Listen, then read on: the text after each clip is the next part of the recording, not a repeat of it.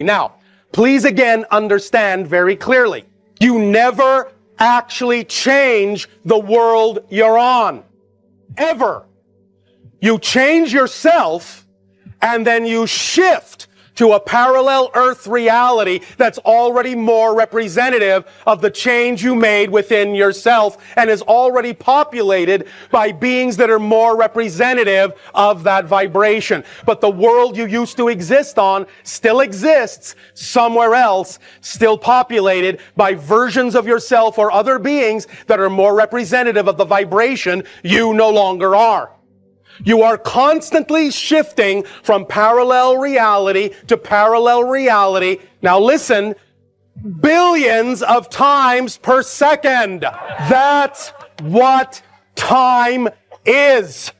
The experience you call time, movement, change, space, is your consciousness shifting billions of times per second from parallel Earth to parallel Earth to parallel Earth to parallel Earth, a little bit different, a little bit different, a little bit different, a little bit different, but totally different, totally different, totally different. The only reason you don't know you're doing it is because the parallel Earths that you're shifting to are so similar to the one that you just left, you hardly notice the change. But if you make a greater change in your energy, you'll shift to a parallel Earth that is more different than the one you just left, and you'll start to notice that you're shifting all the time because of the difference between the two.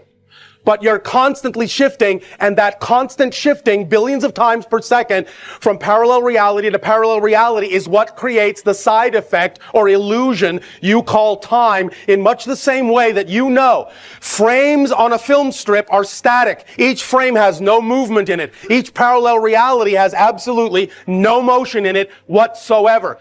But when you move the film strip in front of the projector light and the light goes through the frames in sequence, it creates on your theater screen the illusion of space, time, and movement. Physical reality is exactly structured that way. When you keep shifting from parallel reality to parallel reality, you are literally shifting through all those realities billions of times a second, but there is no motion at all in any given single parallel reality. That's how time works.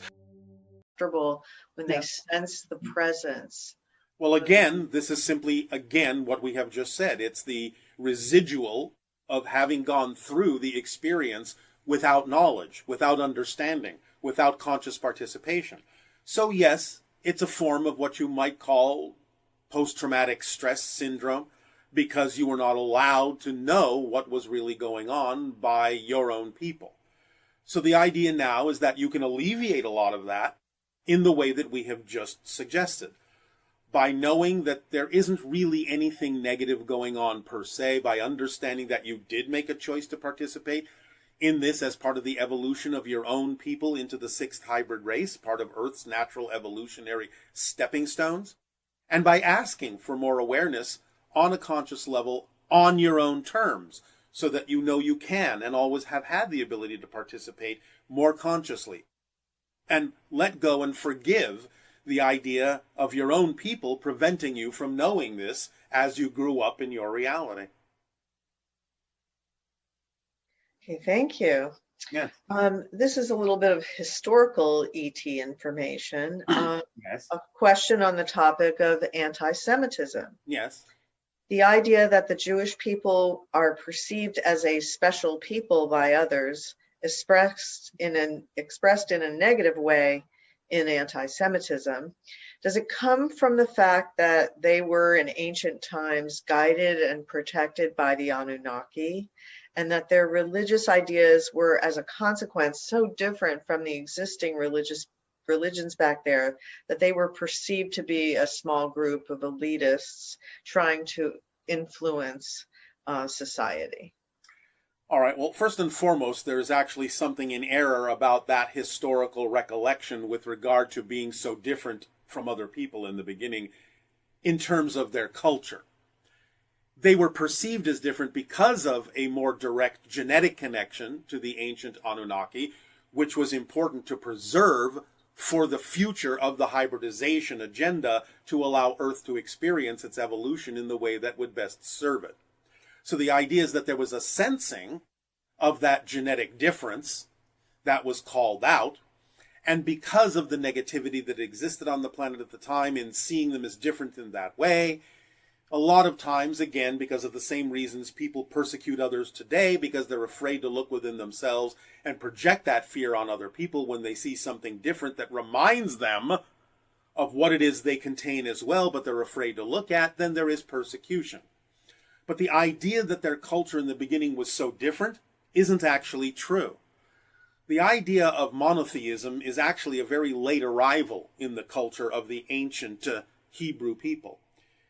The original idea that was really quite prominent in the beginning was similar throughout many different cultures, and that is the recognition, and of course at the time, because of the way they express things, the worship of not only the male principle of the so-called monotheistic God, but also the female principle of the idea of feminine energy, the goddess energy.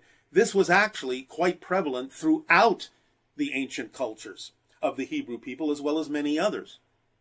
The idea of the suppression of the feminine came along much later, when those who were fear-based wanted to exercise the idea of more control over the populace for their own purposes of maintaining their power. But in the beginning, the idea of the Hebrew people was very pantheistic. They actually worshipped many different gods, and especially the idea of the god-goddess energy of Yahweh and Asherah.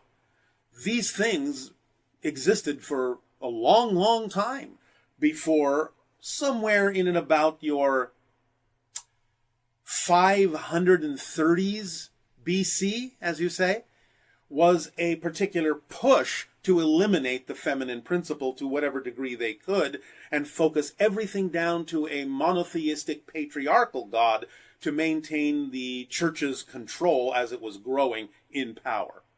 So first and foremost, please understand that the idea is that the so-called beginnings of the Hebrew people were not monotheistic. They recognized the male and female principle within creation. It only became monotheistic in the way that it is now because of a power struggle that formed much later on. Does that help? Yes. These questions are specific to Essassani and the Essassani people. Yes. The idea that there is a prime facilitator, is this something you've mentioned? Yes. Again, it's part of the idea of an organizing body that allows for the amplification and magnification of the idea of synchronicity within a society, stabilization of a certain state of being within a society, to allow people a little bit more efficacy in having the discernment between the idea of what they do and don't prefer. So in that organizational body of service, which isn't exactly a government per se, there is what we would recognize as a prime facilitator that is the core of that particular focus of energy to allow for more ability to have that discernment and balance within the society. And is that active as part of these channelings? It is always involved to some degree, although the difference in degree depends on what is being done at any given moment. But of course, since it's a part of our society's collective equation of energy, then yes, the prime facilitator is always present to some degree. So what kind of challenges do you as a people and your planet have? Well, as a first contact specialist, obviously we have the challenge of our communications with different societies, as we are doing with your world right now.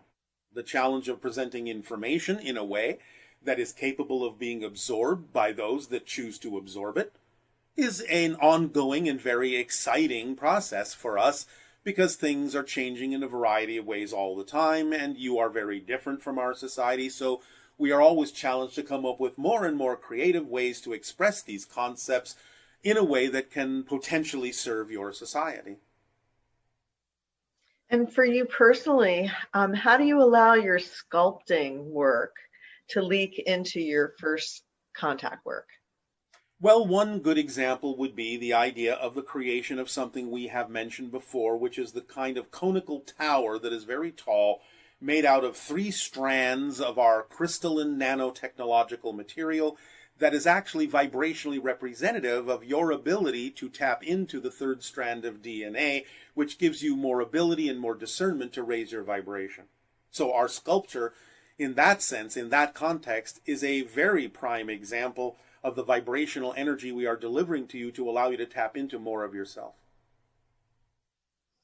And so will you eventually actually come to the planet? I am in orbit around your planet, as I said, stationary above Sedona at this moment, but if you mean literally physically standing on the ground, yes. And what will you do once you're here? Well, we'll find out together, won't we? Obviously, I will be, in some sense, a representative of my society. And what that entails, we will see when it happens. Do you have any idea when that would be? As I said, the idea in general is that there will be others before us. We will be more toward the middle or the end of the window of open contact. So somewhere more after the 2033s or 2040s would be more likely, as the energy exists right now, for us in our society specifically to start making more physical appearances upon your planet, though others will be first. Well, since you're quasi-physical, Yes. how does that interact with our physical reality here? Well, again, we have the ability to adjust our frequency to a certain point, and therefore we would appear to be mostly physical to you at the point when you arrive at being a little bit closer to us in frequency. Because we will be more similar in frequency, you'll be capable of perceiving us as solidly physical. At the same time, you will also be capable of perceiving us in our quasi-physical state as well. It will just depend upon what the moment requires. And I suppose the ones that would be able to perceive you would be the ones that aren't going to go running screaming because their own shadow is emerging and scaring them to death. At that point where we actually can manifest physically on your planet, obviously, of course, there would no longer be those particular attributes in the people that we come into physical contact with. I see. So lastly, yeah. You've said that we are the masters of limitation. So Yeah. we'd like to ask you, you are the masters of? We are the masters of communing with the masters of limitation. Beautiful. Thank you so much, Tadeo. We all appreciate you so much and the wonderful information that you share. And I hope everybody had a good time today. And will continue to do so, because it is time for your meditation. So the idea, again, is, of course, it is our passion and our pleasure to interact with each and every one of you and all of you together, our deep appreciation for the gift you're giving us and allowing us to do so. And now, please continue to explore the conundrum we have delivered, so that you may allow your brains and neural networks to realign and reposition in a way that will make you more conducive to the great mysteries of existence and bring you closer to the vibration of open contact in time. Enjoy now your meditation.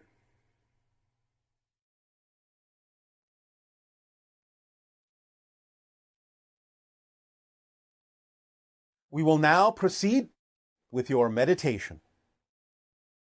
Please, all of you who wish to participate, become relaxed, let go of the cares of the day, and be open as we remind you of the meditation we have termed the conundrum. As you ponder the first concept, a finite number of finite universes. This is an obvious reflection to what your scientists have referred to not only as the multiverse, which in their mind, in a sense, takes place in one particular reality stream, but also includes the concept of parallel realities, which are different versions in different parallel reality streams. But this is all inclusive in this conundrum and its four concepts, so use it however you wish. But first and foremost, concept one, allow yourself in your relaxation, either with music and lights or however you wish to do it, or silence and peace, doesn't matter, or out in nature, with trees and babbling brooks and streams, doesn't matter. Whatever is a place of peace for you, whatever allows you to feel, whatever permission slip you would like to use to allow you to feel in a centered place, in a calm place, in an open place, in a loving place, in a creative place, in an imaginative place, do it. However you wish. So again, no matter how negative or hopeless it may seem, to understand that it is only the product of what you believe to be true, and to not heap upon yourself more difficulty by assuming that it is more difficult than it needs to be, by understanding that it is only the product of a belief, by understanding that anything can be used as a lesson in a positive way to allow you to experience something else, by being honest within yourself, by looking around the world and seeing examples of others who are doing things that you would also prefer to do, and knowing that you wouldn't be capable of seeing them at all if you weren't capable of it as well, looking at those things that are positive and knowing that's part of your reality too, and not just being mired down in the idea of what you're experiencing immediately and only within a very narrow set of parameters. If you're willing at all to expand your vision to see that you can be aware of other things other than what you're experiencing, then that should be your first clue that you can divest yourself of the experience that you're having if you understand the reason why you may have co-created it to begin with. And then when one is in a time of being emotionally devastated, and since there is no such thing as time, there is the experience of time, even though time itself is a creation and a side effect. I think the concern was, if time's not real and you're in a state of devastation, does that mean that you'll be in that state of devastation forever? Because no. Right. You won't experience it that way. There will always be some version of reality that experiences devastation. But remember, when you say forever, that's a temporal label. And in a sense, there is only here and now. So in a very real way, even though things exist and can't not exist, saying things last forever is an illusion, because forever is an illusion, because there is only here and now. So we understand that this can seem extremely paradoxical to beings that are focused in a space-time reality, but nevertheless, in a sense you could say, things always are, but nothing lasts forever. And we apologize if this seems confusing, but that's the way it is. Well, when you talked about the film strip analogy and the idea that each frame is there, but it's frozen and it's activated by consciousness, right? In a sense, yes, and therefore you get to choose the frames by choosing what you believe to be true. So while the frames are, in a sense, there forever, the frame you're experiencing isn't. It changes billions of times per second. Otherwise, you wouldn't be experiencing the idea of time. So in a sense, the experience of time is your first clue that you don't have to experience things forever, because by the fact that you're experiencing time at all means you're shifting billions of times a second, and you're never in the same state. You're never in the same reality, even though you may experience it that way by creating the illusion of continuity. And in the structure of existence, change is the only constant, right? Your relationship to the structure is what always changes. And in that sense, yes. Although obviously the structure is constant in its own way, that's not what determines your experience of it. Your perspective of it, your relationship to it, your belief about it is what changes your experience of the structure that never changes. And when you say, are there some parts of our reality that cannot be changed by the individual because they're created by the collective and can't be overridden? Yes, because you've agreed to play by certain rules. There may be a lot of leeway, a lot more leeway than many of you have been taught to believe is possible. And so you can certainly explore what is relevant for you to experience that might make it very different than the general consensus reality. But there's a lot of flexibility in the consensus, especially in this day and age of transformation. But there are certain things that you don't need to have changed, that aren't relevant for you to change, because if you change them, then you wouldn't be, in a sense, playing the same game at all. So while you have made the choice to play a certain game, or as we often say, walk down a certain hallway, and that hallway will remain because you are that hallway. This personality is that theme, is that destiny, because it's unique.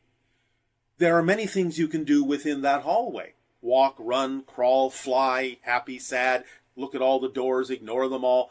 You have the freedom to explore the hallway with a lot of leeway, but you will explore the hallway because that's what you agreed to do as this personality experience.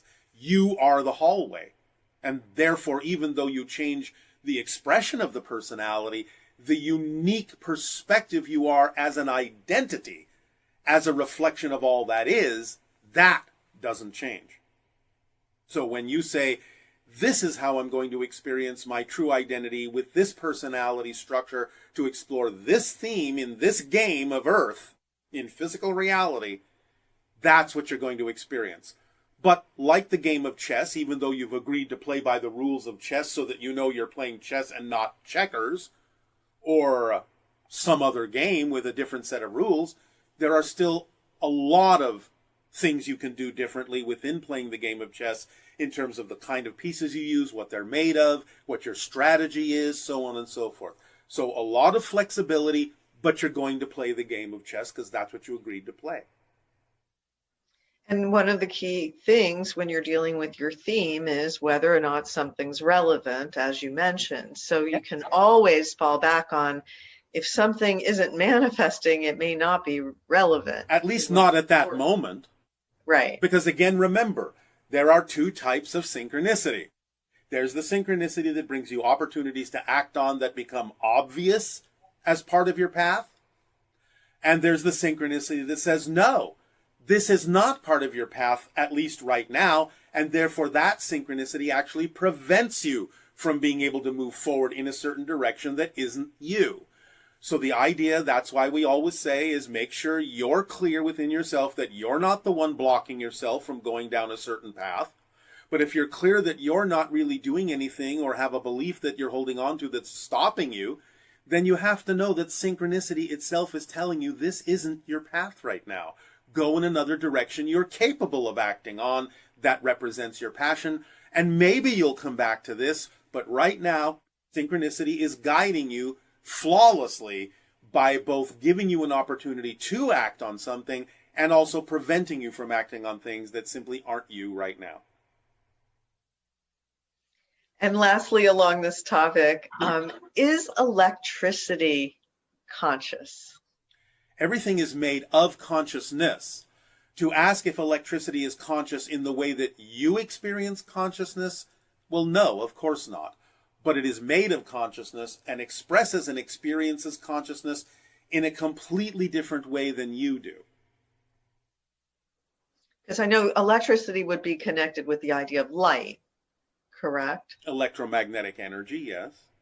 Okay, so I think that's where the question was coming from, the idea of, since the light is so written in so many of the text as far as the importance of the light, is it actually consciousness? Yes, everything is consciousness, because consciousness is simply the expression of existence being aware of itself. It's just a reflection. So the idea is that everything is made out of that same, energy, if you want to say the word energy, or consciousness, but everything experiences itself as consciousness in very different ways. I'll use the word in very alien ways, very foreign ways, ways that you don't experience it as a personality in physical reality.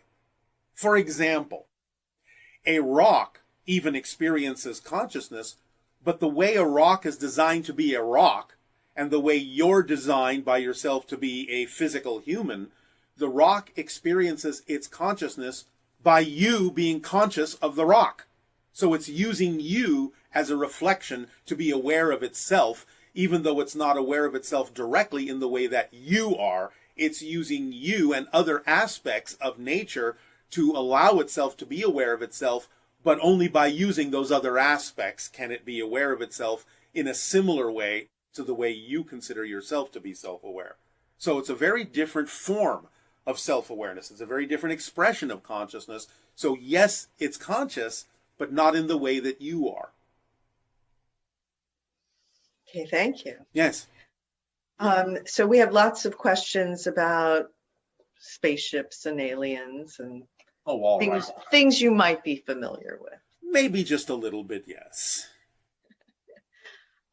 So this viewer is saying that, they've done certain protocols to be able to make ET contact, and Yes. that in doing that, they've been able to, experience a spaceship in the sky and Yes. become aware of it.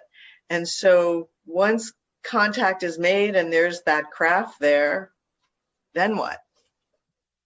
Well, what do you mean, then what? Keep going. Keep using your imagination. Keep coming up with other ways to let extraterrestrial beings know that you are peaceful, that you are centered, that you are balanced, that your intentions are positive. Keep going. Use your imagination. Expand the protocols. Be more imaginative. Be more creative. Be more active with them. Come up with different ways of showing those things. Artistic ways, creative ways, whatever you wish to do. But keep going.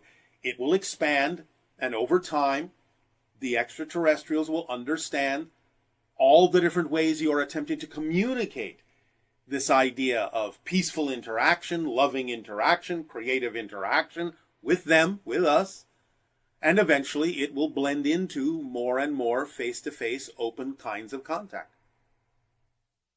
And that sounds fun. Yes, of course. Why wouldn't it be? Another question is, can you tell us about Phobos monolith on the Mars moon? Was it put there? Who did it? What's its purpose? And does it have any relationship to any of the monoliths on our planet? The idea of monolith on Phobos, one of Mars's moons, comes from the ancient civilization that used to abide there millions of your years ago, as a sentinel, as a beacon for a variety of energetic and scientific purposes. It is to some degree energetically connected to certain things on Earth, such as certain kinds of ancient obelisks and pyramids and so on and so forth.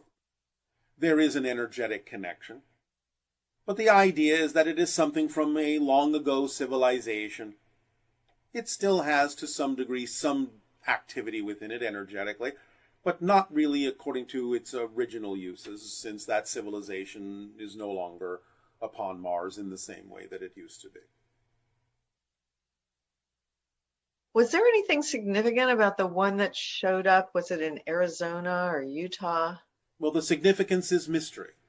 The significance is a manifestation of the collective consciousness that now is becoming more open to the idea of exploring mystery, exploring portals, exploring places that might be connected to other dimensions and other realities, so that you become more aware that there is more mystery on your planet than you may think. Because many people on your planet think, oh, we've solved it all, we've seen it all, been there, done that. Well, no, you've barely scratched the surface. So the idea is that your collective consciousness will allow individuals to create certain things and manifestations that will be more mysterious, to start pulling you in the direction of the great mysteries, so that you can really explore both the inner realities as you explore the outer realities, and ask yourself questions that you have to go to a different level to answer. And could you share with us how the stones used to build the ancient megaliths, some weighing hundreds of tons, were cut and lifted into place? Well, a lot of vibrational resonance, sonic vibrations were used to cancel the idea that you call gravity, to relocate the locational variable in those objects. But even though they also had certain kinds of technologies long ago that could do some of these things, a lot of the stones weren't cut. They were simply formed in the sense of dissolving them or softening them and sort of treating them more like the idea of cement or clay. So they could be put into place, formed in place, and not necessarily always carried. Sometimes they were held aloft by vibrational resonance, and sometimes they were simply formed in place. Depends on how far back you go with the technology before it was lost, before it was forgotten. So interesting. So can you tell us a little bit about the different types of grays that we're interacting with? Well, as we have said, there is what we call the Maz-A, which you call the typical short gray. There are the taller grays, which we call Mazani, which is another hybridization level, another phase of hybridization. Now, remember that sometimes you're also dealing with gray beings and, of course, other beings that come from other parallel realities as well. So we understand that there can be a little bit of a confusing mix of things going on. They don't all blame, in a sense. They don't all come from the same reality necessarily. So you have to be a little bit discerning about what you're dealing with when you're dealing with the beings that you're referring to as the grays, because they're not necessarily all of a type from your reality, or their reality, or other realities may be involved. One question that came up is whether or not there are factions of the grays that were actually experimented on and abducted, just like they're doing to us. Yes, but that's another reality altogether.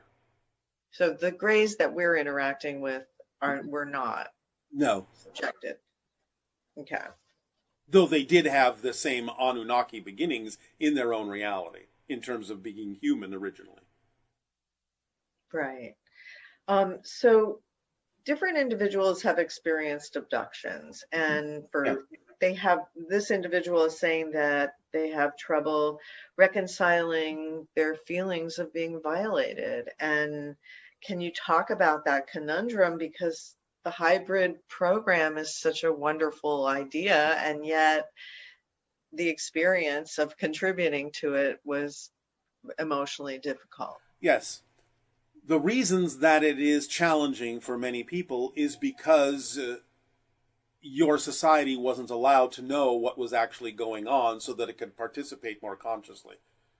So the idea is that since this information was suppressed, since you were not given the ability to prepare yourselves to understand what you had chosen to participate in as a species in your own evolution, as well as the evolution of the grays in creating hybrids such as ourselves, then many of those experiences were traumatic. So the idea now is to understand you can ask to continue to experience these things on your own terms by understanding that you did agree to participate in this, even though you may not remember it, and that it doesn't have to continue to be traumatic for you in any way, shape, or form, as long as you are asking for the ability to enter these things on your own terms, experience them on your own terms. By not being afraid of what's going on, you will not experience them traumatically. And it can also bring about some of the healing of what you did experience traumatically by understanding that they simply didn't necessarily have the wherewithal, the grays, being that they created themselves to be an emotionless hive mentality in order to succeed in the hybridization agenda. You can understand to some degree that they simply couldn't relate to what you were experiencing for quite a long time until there were enough hybrids to know what you were going through, and thus starting to temper those experiences in a much more conscious way, allowing people to be more conscious and participate on their own terms. But the idea of the trauma really comes from the fact that your own society never really allowed you to understand what was going on. And for this other person that's to this day unable to sleep alone and still has the need to feel like there's somebody in the room when they sleep because they feel so I've been in a long journey of amazing excitement, wonder, magic, and synchronicity, and it's been amazing. Yes. And for a long time, I felt that I'm training myself on the precipice of something that's magical and amazing that's happening to myself, but also to human consciousness. Well, it is. And You're all evolving into Yes. something more. And right now, with the combination of what your Oversoul has said of everything will change in 2016 in the fall, and a lot of things that are happening in my life, everything is synchronistically coinciding right now to be a massive shift, Yes. which I feel of epic proportion in the probability vortices. Yes. What can you tell me about my involvement in that? Your involvement in that is whatever you wish it to be. What do you wish it to be? Well, I wish it to be one of the people who is on the forefront of this expansion, and I know I'm already a part of it because I'm part of everything, but to be more active participant. And in what way does your imagination tell you that you could be more expressive on the forefront? By utilizing all the blessings and gifts that I've been given to be expressively uniquely myself and to How? give that to the world. How? By being fully myself, and the main thing, How will you express it? by putting myself out there on the internet to the global community in a way and getting over part of my hangups, Which are? humiliation and a deep-seated nature of being fully seen and not Why understood, is that humiliating? It's not. It's just I've made it that way through a I belief know structure. it's not empirically, but why have you made it that way is the question. I've made it that way because I have a sense inside me that if I Yes. expose myself fully, that it will, You're using the word expose. yeah. You mean if you simply be yourself fully and let people see who you are? Is that what you mean? Partly that, be myself fully, but also just Yes. fully go for it without inhibition and fear. And the reason you hold yourself back is, what are you afraid of?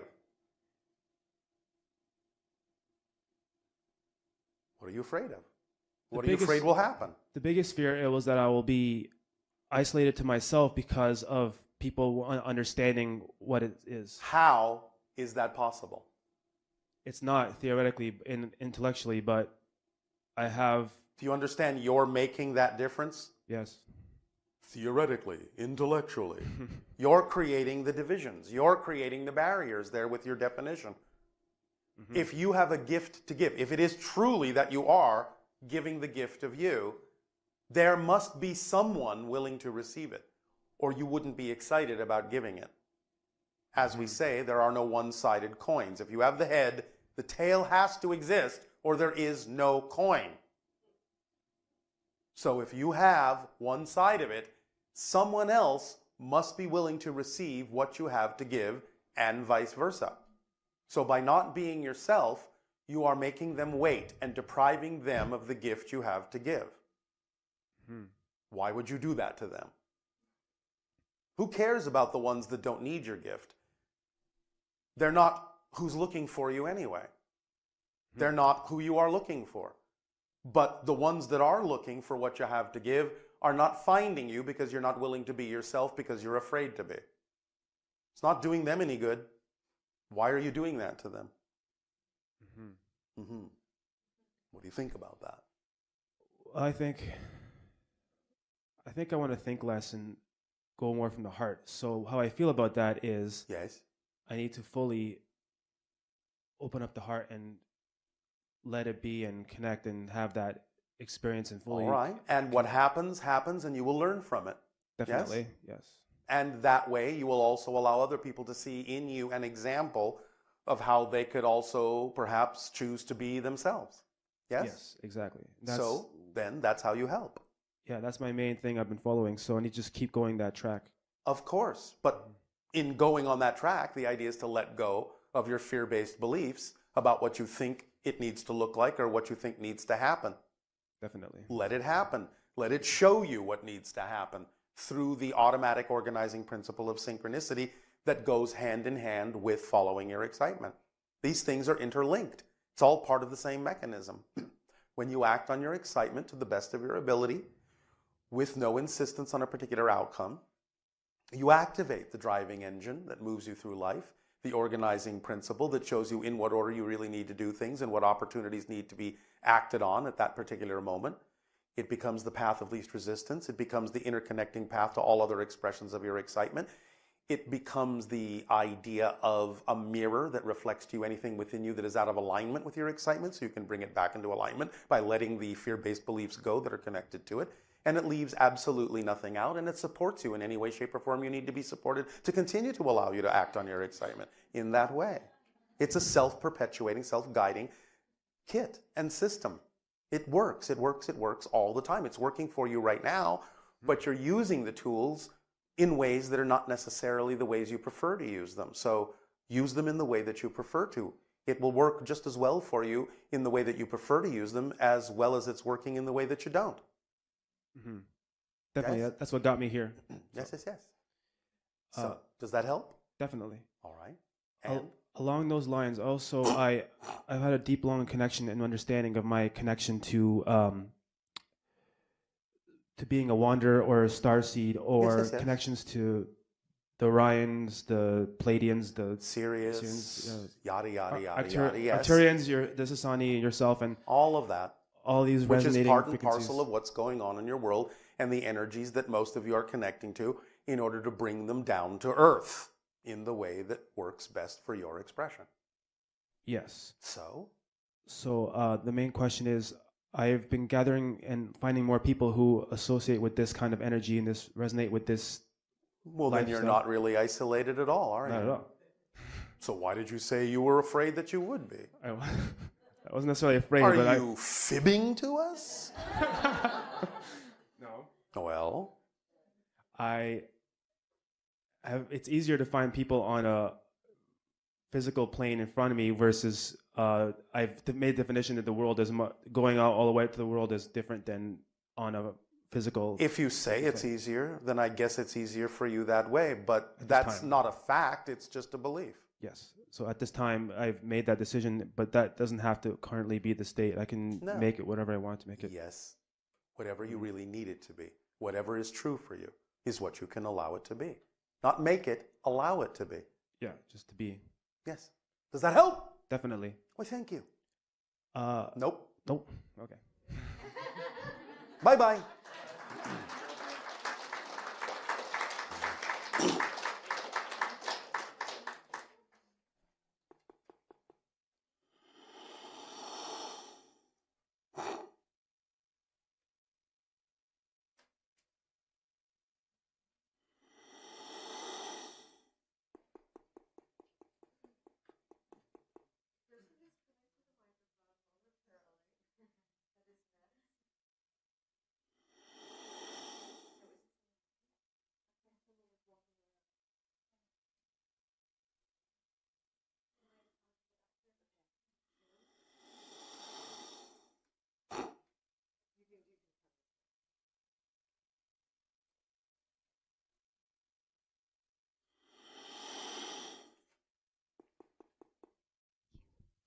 Good day, Bashar. And a you good day.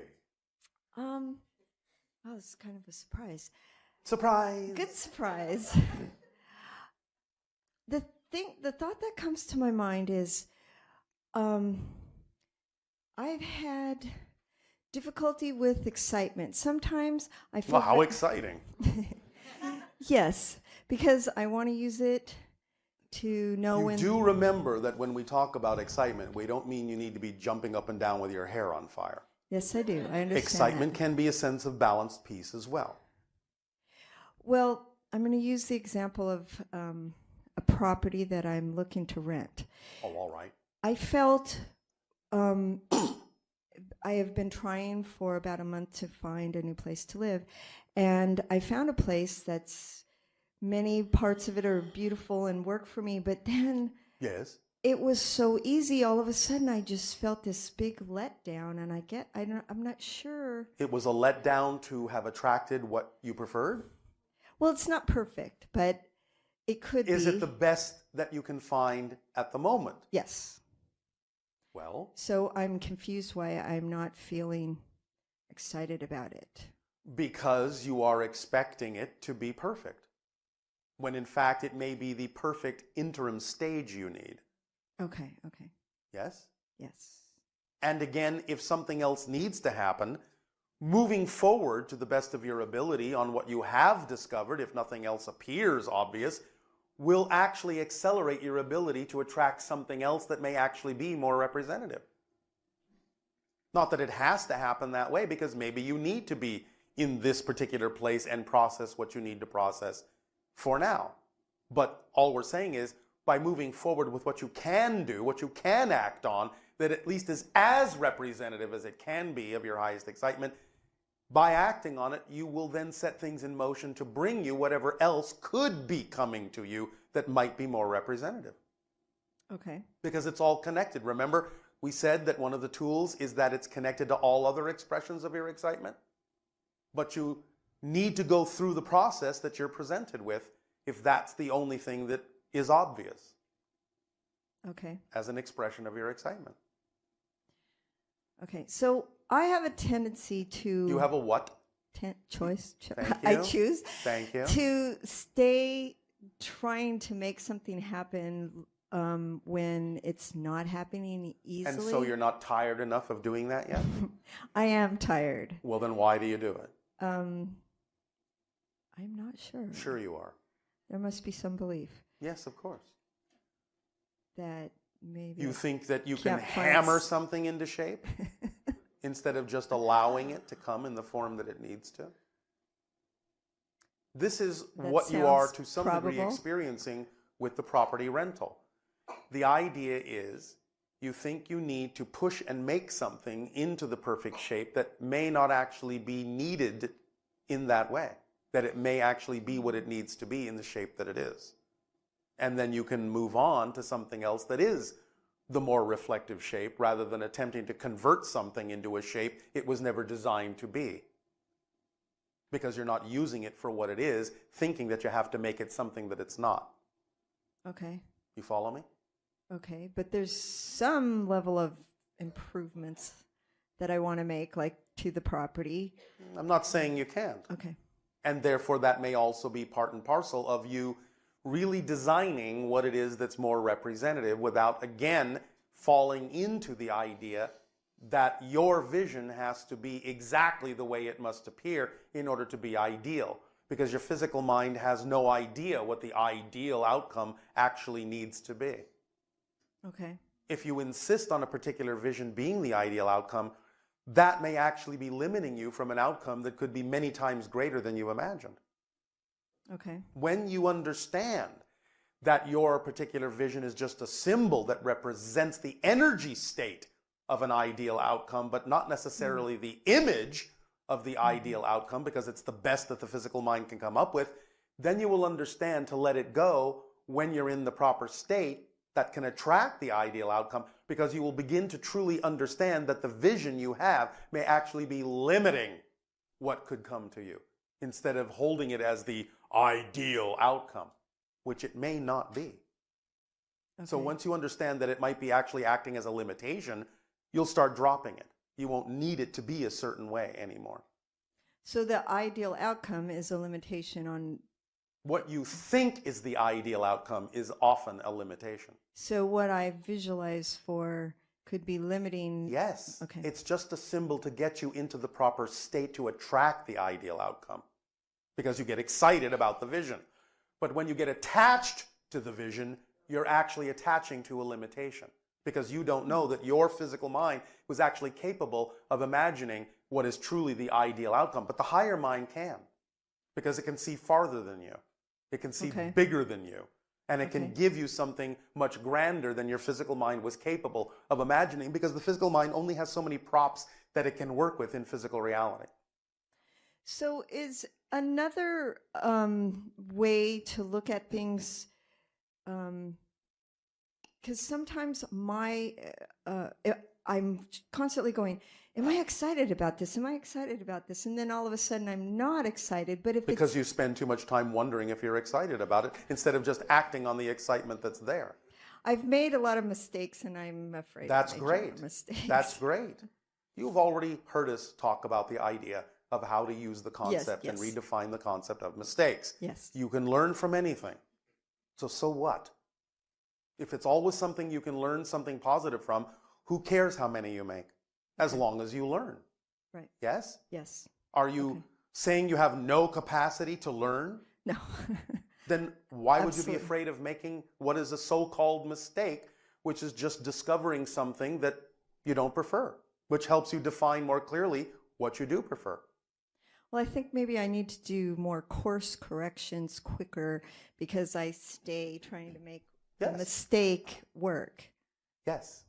Just course correct. Okay. Okay. Does that help? Yes, it does. I have another question relating to medical, but I'm not asking for a medical reading. That's good because we won't give you one. Yes, I know. So I have this condition where I get like a restriction or cramping, and I can take supplements to make that go away. And if I continually take the supplements all the time, then Do me a favor. What? Tighten your fists right now. Mm-hmm. Tighten them as tight as you possibly can. Keep tightening them. Okay. More. Okay. Keep tightening them. Tighten more. Come on, you can do it. Hurts. Tighten them more. Does it? Yes. You want to let go? Okay. Let go. So that's Yes. okay. That's the energy equivalent of what you're doing.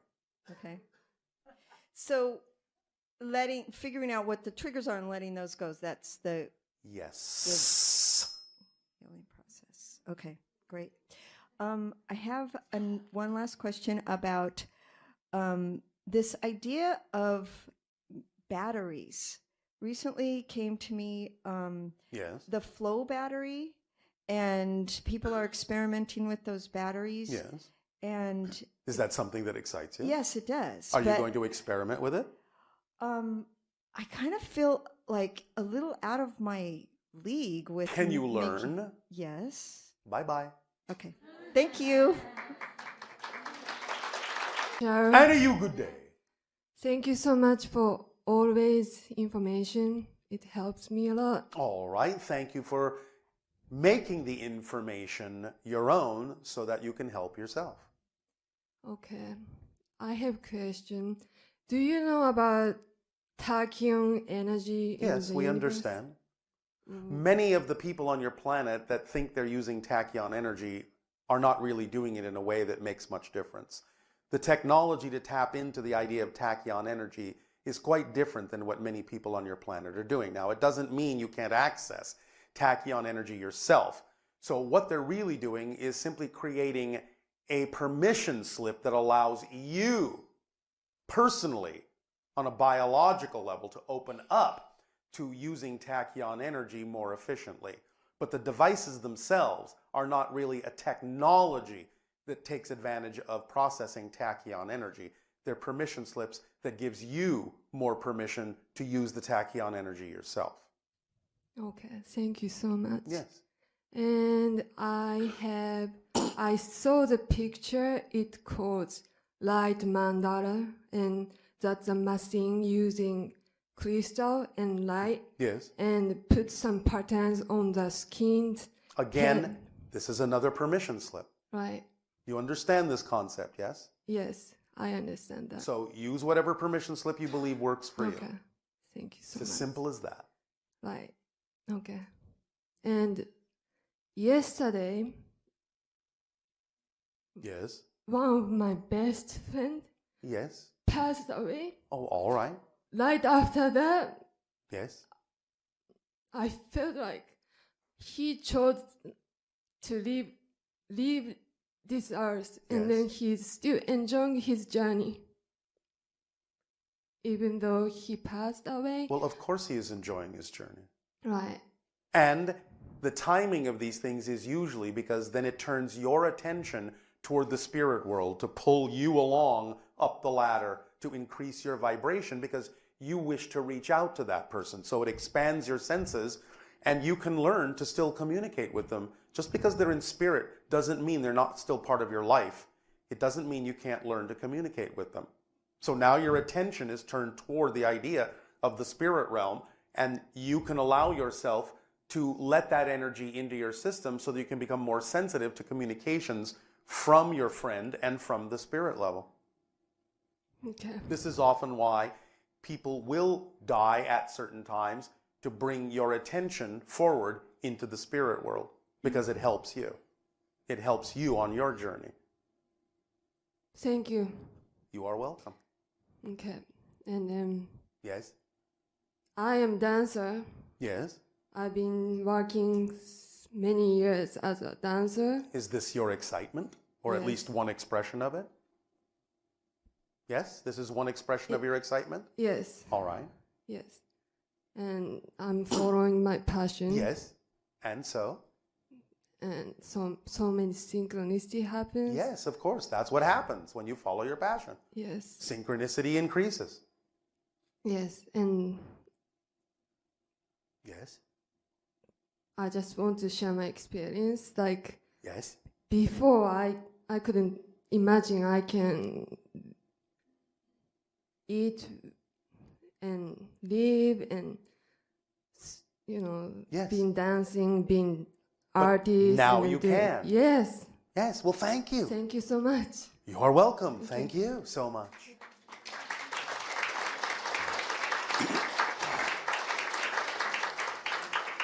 It is important to understand that being yourself works. The most difficult thing you can possibly do in your life is try to be someone you're not. So stop resisting who you are. Let life work. Allow it to work. Isn't that right, Nania? How did you know? What do you mean, how did I know? I know because I let life work. Oh, that's a little spooky. Oh, spooky Bashar. All right.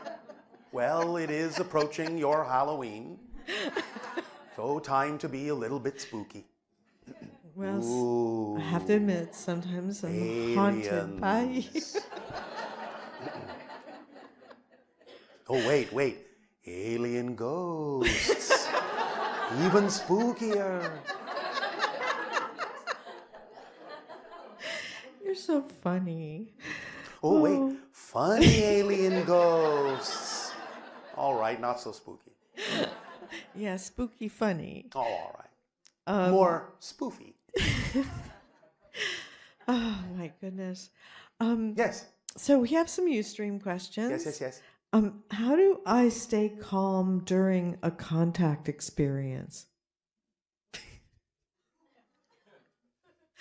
Yikes. When you are in the proper state, calmness will be automatic.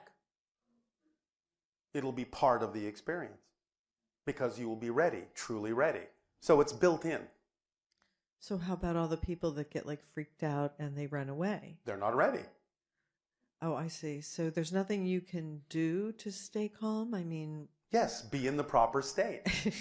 And you already all know how to get into the proper state. Go to Arizona?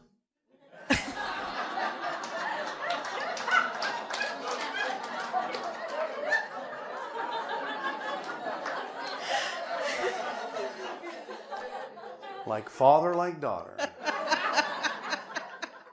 Now who's being spoofy? And by the way, Yes. yes. That's one of the states because that's the state our ship is above. That's right. In fact, somebody wanted to know how many miles above are you these days? 853.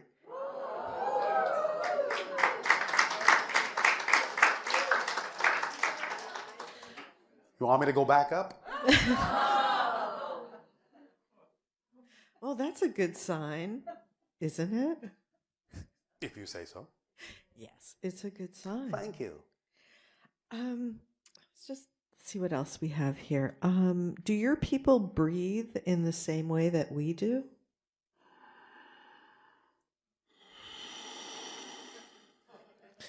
Sort of. Yes. Yes. Yes. Although we take in more oxygen and accelerate the energy in the oxygen in a very different way than you do. It creates a much stronger electromagnetic field around our bodies. And the electromagnetic field is partly how we breathe. You too, but you don't know that yet. Would your physiology seem really alien to us? It would seem a bit unusual. Because remember, we do not eat, we do not sleep.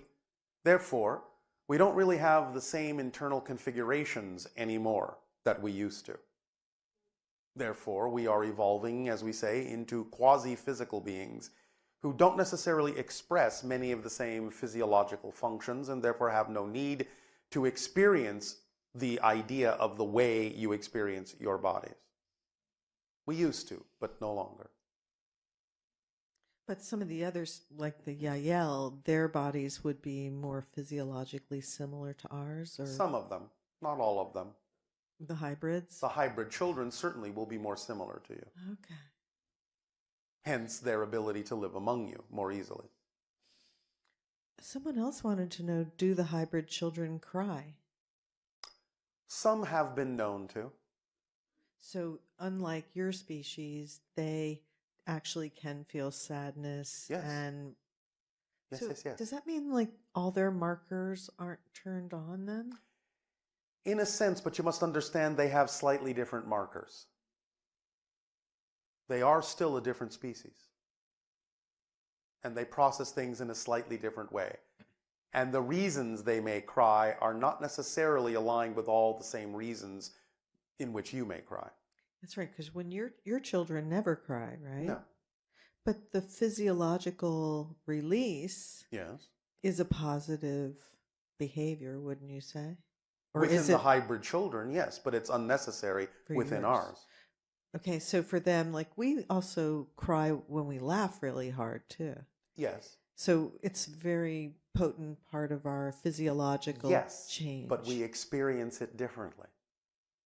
Again, it has to do with vibrations in our electromagnetic field. Yeah, I mean, but as far as like the hybrid children. Well, a little bit, yes, but they're Okay. more like you. So, They will still have expressions you will recognize as human emotions to some degree. oh, well, they seem more muted than ours or more Depends. neutral. It depends.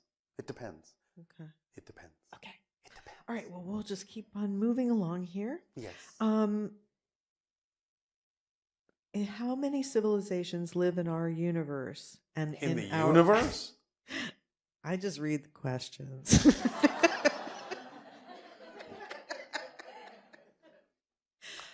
We are aware.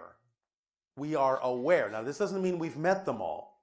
We are aware through communications of approximately 65 million civilizations.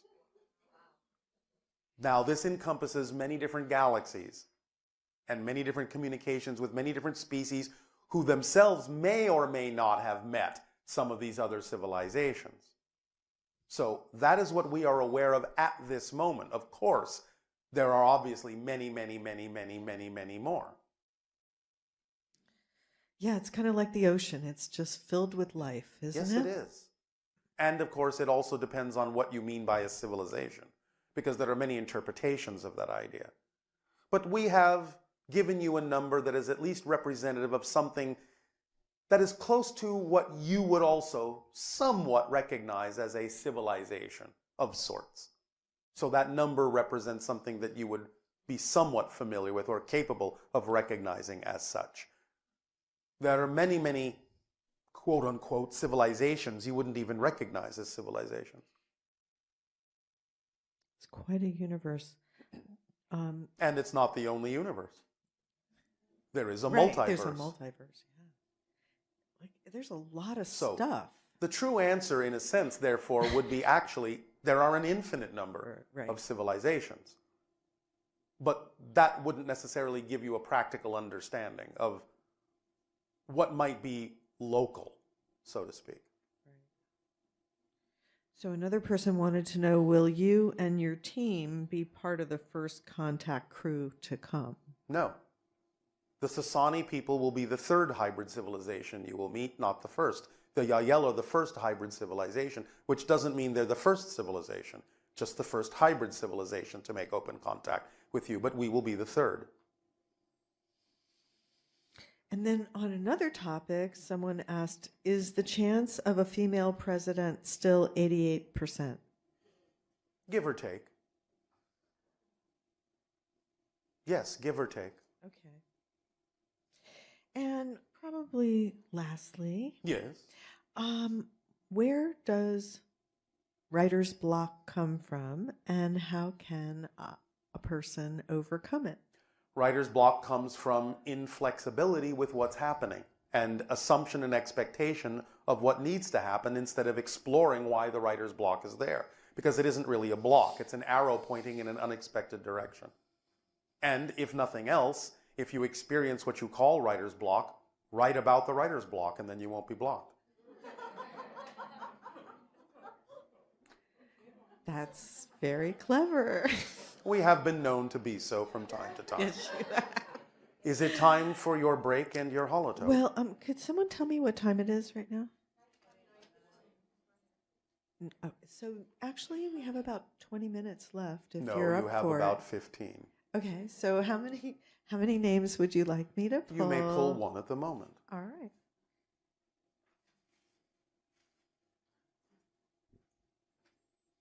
Maria Turnout.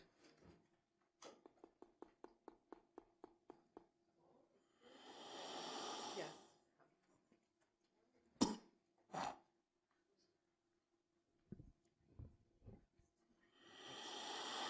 Hello, Bashar. And to you, good day. Thank you. Making sure you're all awake. Good morning. A couple of years ago now, it was an extraordinary night. It was just so beautiful. I was enjoying myself immensely. I'm driving over the hill down into the valley here in California, top down, and I look up. and Your there's top was down? My top, my convertible. You said you were enjoying yourself immensely. My convertible. Oh, all right. And I look up. You have a convertible top. What does it change into? A convertible car. Oh, all right. Yes. I look up. Yes. And there's two massive globes in the sky. And I'm saying to my friend that was sitting beside me, look, look, look. And nobody seemed to see it. And I'm looking up, and they're zipping up and down and around. And, and then as I'm saying, look, shoom, they shoot straight up and disappear. Yes. And this is quite common. And but that week, I became very almost ill, and I very seldom become ill. Because you were processing higher level energies and weren't used to that yet. You had to stretch to accommodate them and get used to that frequency. There was some resistance just because of the way that you're used to thinking of these things. You just had to let go of the old paradigm, that's all. It helped stretch you out. Okay. And in helping me stretch out, how did that change me? It opened up new paths for you to expand your senses and act more in alignment with your true frequency. Okay. And so, what are you doing with that experience? A whole lot more research. Into? Higher dimensions, I guess. All right. Becoming more. Is that fun? Oh, it's tons of fun. All right. So it inspired you. Yes, very much. To go more deeply into that subject, yes? Yes. Well, that's exactly what happened for the channel. So look where you could wind up. So maybe, maybe not. Because energy runs both ways. Yes. Correct? Yes. It's hyperconductive, not just superconductive. Goes in a multitude of directions simultaneously. Oh. Okay.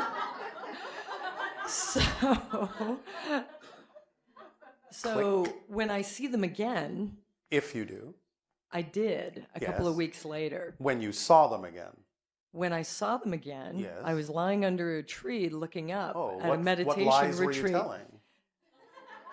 I was enjoying myself lying in the grass underneath a tree. There she goes enjoying herself immensely. I do. And I look up, and the two of them zipped across the sky again. Yes. And it was, I had just been meditating. Yes. So is that confirmation? Well, again, the idea is that you allowed your frequency to allow your senses to perceive what to most people are invisible, because you're expanding your senses. If that's the experience you had, that's what it represents. So just keep doing what I'm doing. Just keep acting on your highest excitement and your senses will keep expanding appropriately. And Yes. related to that, maybe, Yes. maybe not. Yes, yes, yes. When I take pictures with different cameras, Yes. this small green kind of orb. Sometimes your technology can pick up on interdimensional kinds of other energies. So It can be representative of a spirit, it can be representative of a probe, it can be representative of simply natural energy formations and phenomenology. It can be representative of many different things. You would have to take it on a case-by-case basis. okay, Does that help? it does Anything else? probably, but I just can't think right now. All right. Of Well, what? then please be off and enjoy your globes immensely. Thank you, Bashar. Thank you.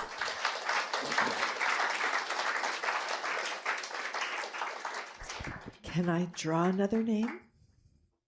One.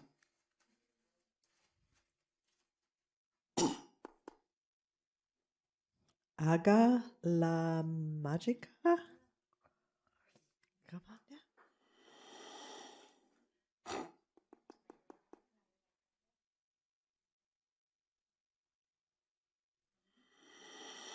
Hello, Bashar. And a you good day. What is your story? My name's Kelly. I'm 22. Oh, all and- right. That's part of your story. Yes. All right. This is a story about Kelly, 22. And what is Kelly's story? And It's a very emotional story. What is it emotional about?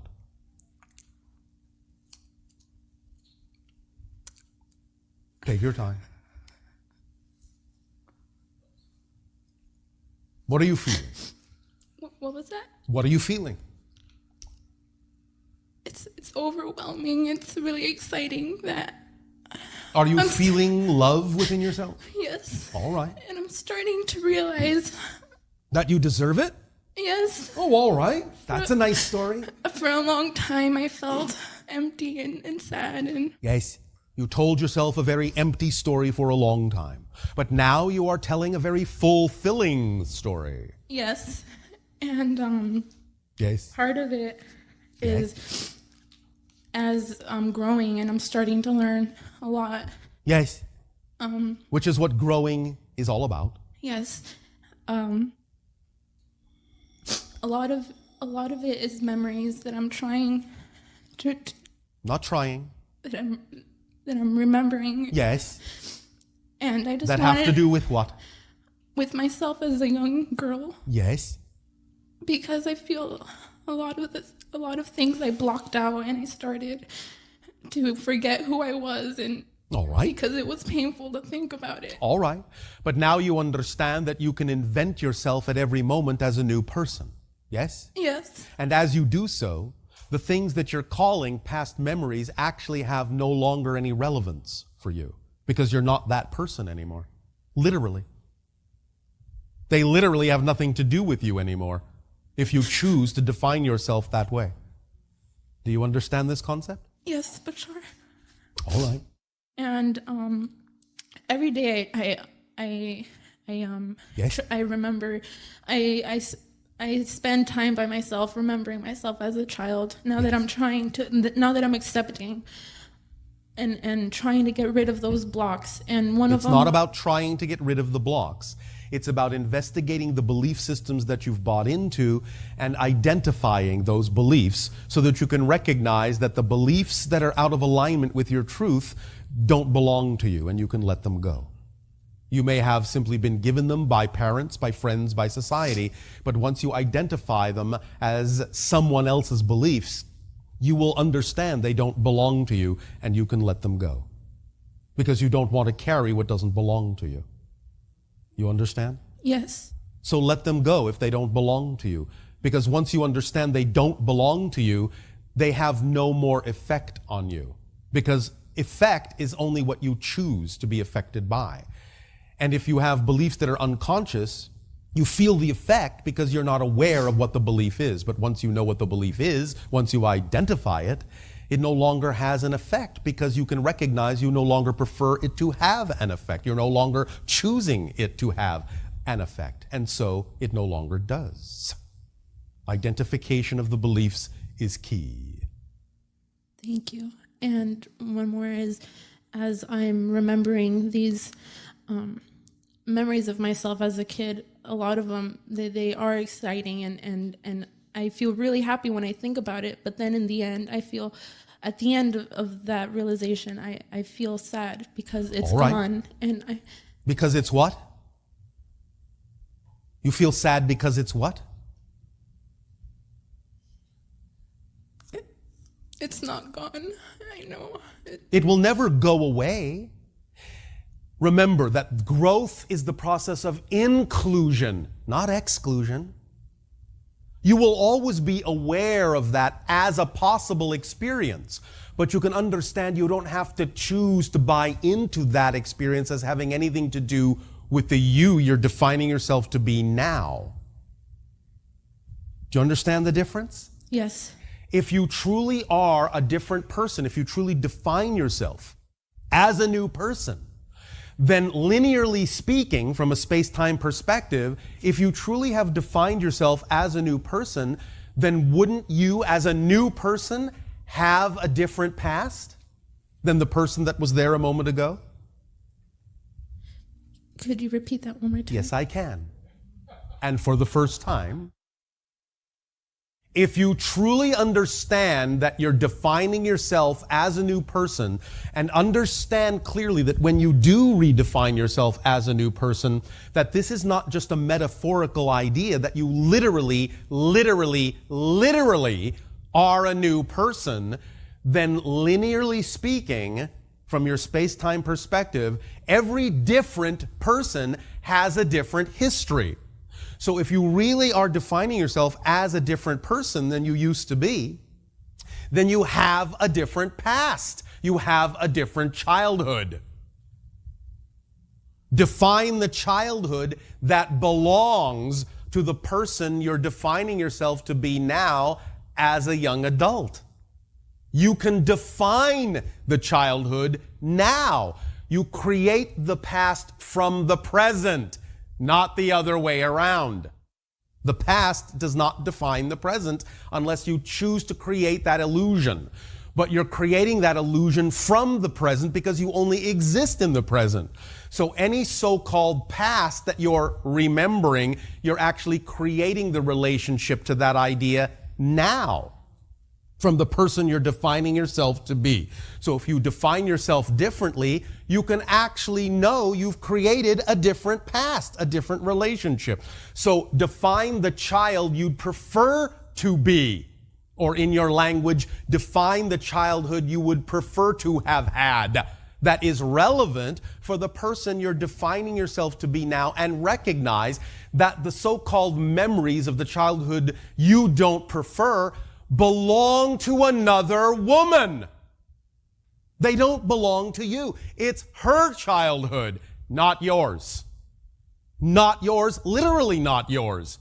It's not about ignoring it. It's not about covering it up. It's about acknowledging it as the stepping stone that you were able to use to define who it is you prefer to be. And in so doing, the childhood she had helped you become the person you are that has a different childhood. That's the paradox.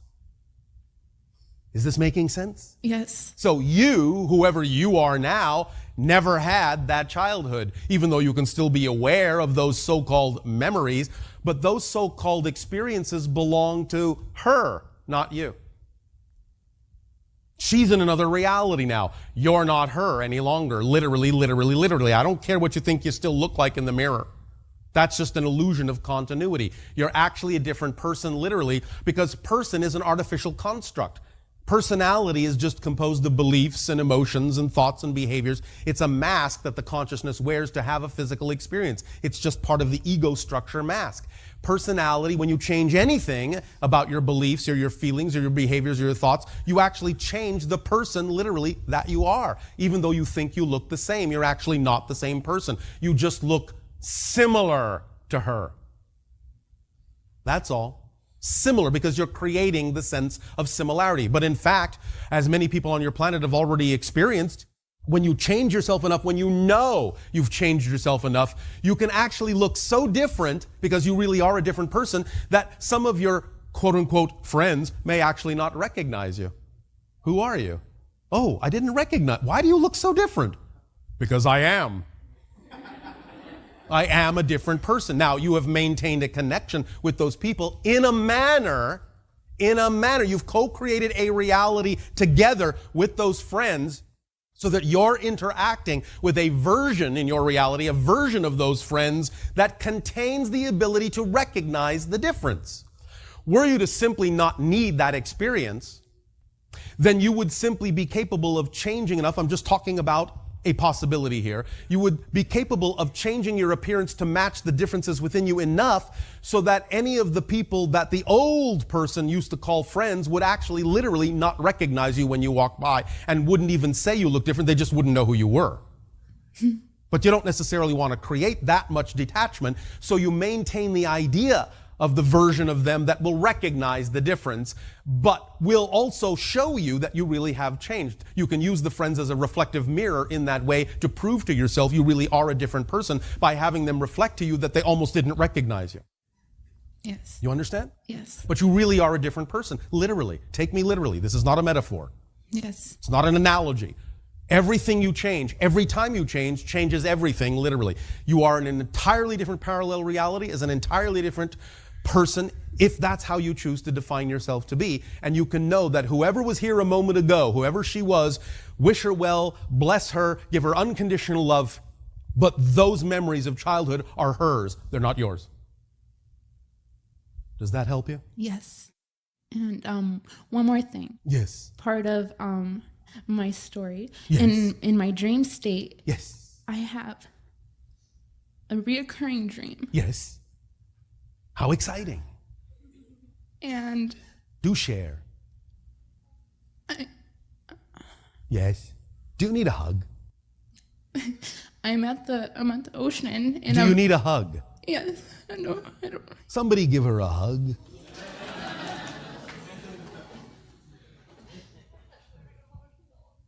No, there is nothing to apologize for. This is the process of discovering your beliefs. You see, you have been bold enough and strong enough to choose an event, an experience called experiencing a lot of emotionality so that I may recognize through these emotions what I believe to be true. Very bold, very strong, very exciting story. I'm on the edge of my seat. And so is the channel's body. Okay. Thank you. And so this reoccurring story is what?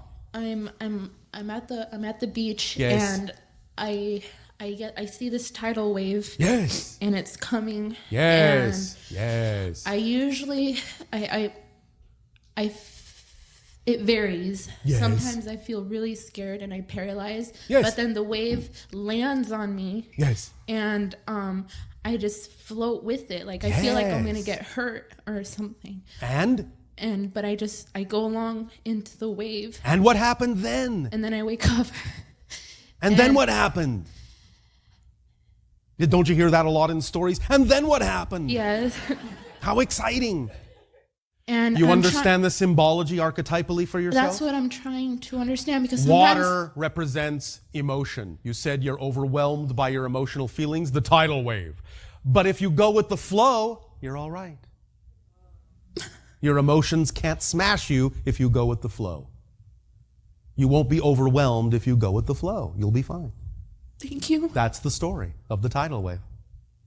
Does that help you? Yes. Then pleasant dreams to you in your new story. Thank you, Bashar.